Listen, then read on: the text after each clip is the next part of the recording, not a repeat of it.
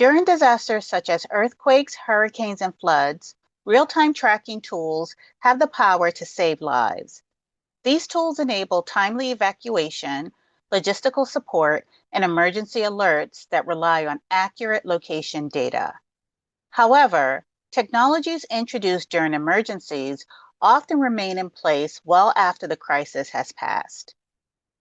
What begins as a tool for protection can gradually evolve to ongoing surveillance, disproportionately affecting communities that are already vulnerable. It's essential to consider not only how technology is used during a crisis, but what happens when the emergency has passed.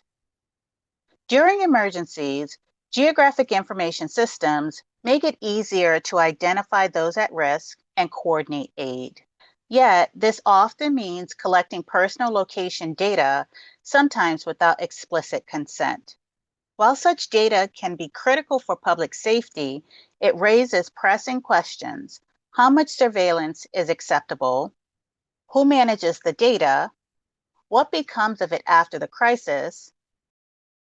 The ethical challenge is to obtain timely and accurate information for protection while safeguarding privacy and preventing long-term misuse. Establishing clear guidelines, limiting data retention, ensuring transparency, and restoring privacy protections after the crisis are all crucial steps. The American Association of Geographers recognizes the benefits of geospatial data, but cautions that collecting location information, especially from vulnerable groups, comes with responsibility. Their Location Information Quick Start Guide calls for careful handling of such data. In a crisis, location data becomes more than just metadata. It's tied to identity and risk. If mishandled, it can ultimately do more harm than the disaster itself. During times of crisis, legal and governmental systems can play a central role in relaxing civil liberties in the interest of public safety. While such shifts may improve the efficiency of emergency response, they can also pave the way for expanded surveillance and diminished privacy protections, especially for historically marginalized communities. Scholars like Dr. Timit Gebru and Dr. Ruha Benjamin, along with voices from the Global South, warn of data misuse. Dr. Gebru's Data Sheets for Datasets framework aims to promote transparency and accountability from the ground up. Dr. Benjamin's New Jim Code theory highlights how tech, even with good intentions, can deepen social inequities if not closely examined. In the Global South, advocates like Dr. Foolashade Soleil of Africa and Firmino and Bruno from the Latvis Network in Latin America emphasize that crisis technologies can reinforce digital colonialism and disproportionately harm Black, Indigenous, and women's communities.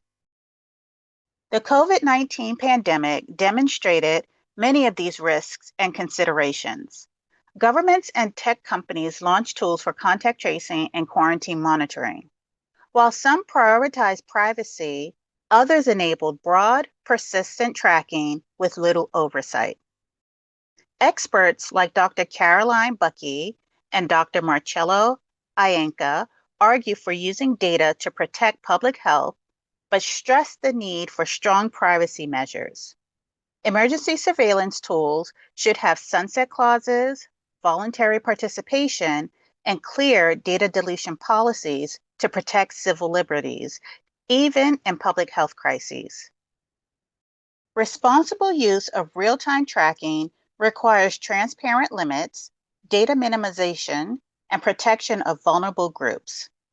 As researchers, we must collect only essential data and avoid identifying individuals unless absolutely necessary. Set clear data expiration timelines, assess future risk, and document decisions for transparency. Build systems with community consent and honor local data sovereignty, especially in marginalized regions, nationally and internationally. And learn from diverse, justice-centered voices and actively challenge default surveillance practices. In every technological response, we must tread carefully, offering help without causing harm. Ethics must keep pace with technology, and those developing crisis solutions have a responsibility to innovate with care, transparency, and respect for human dignity.